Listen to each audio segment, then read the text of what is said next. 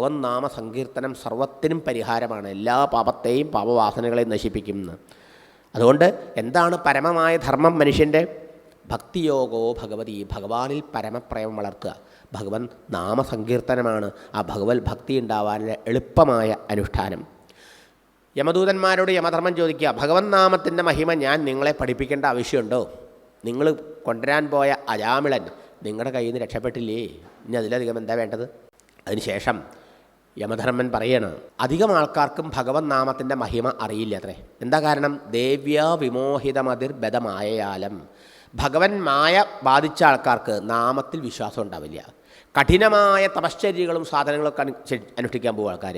പക്ഷേ എത്രയോ സുഗമവും ലളിതവുമായിട്ടുള്ള എന്നാൽ അത്രയും മഹിമയേറിയതായ ഭഗവാന്റെ നാമം ജപിക്കാൻ, രാമനാമോ ശിവനാമോ നാരായണനാമോ എത്രയോ നാമങ്ങളില്ലേ? 1,000,000 കോടി തവ തിരുനാമമുള്ളവയിൽ അരുതാത്തതില്ല ഹരിനാരായണായ നമാന്ന് എഴുത്തച്ഛൻ. അങ്ങനെയുള്ള ഏതെങ്കിലും ഒരു തിരുനാമത്തെ ജപിക്കാൻ, അതിനെ ആവർത്തിച്ച് ജപിച്ച് എല്ലാ പാപങ്ങളിൽ നിന്നും വാസനകളിൽ നിന്നും മോചനം നേടിക്കൂടെ? പക്ഷേ ആൾക്കാർക്ക് നാമത്തിൽ ഒരു വിശ്വാസമില്ല. നാമം ജപിച്ച കാര്യം നടക്കുമോ?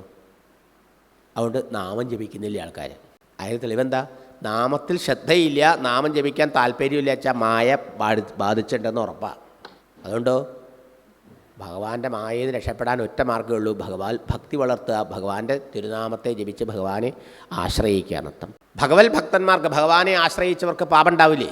ഉണ്ടായിക്കോട്ടെ എന്നാണ് പറഞ്ഞത്. അവരെ ശിക്ഷിക്കാൻ എന്നെ ഏർപ്പെടുത്തിയിട്ടില്ല എന്നാണ് യമധർമ്മൻ പറയണേ.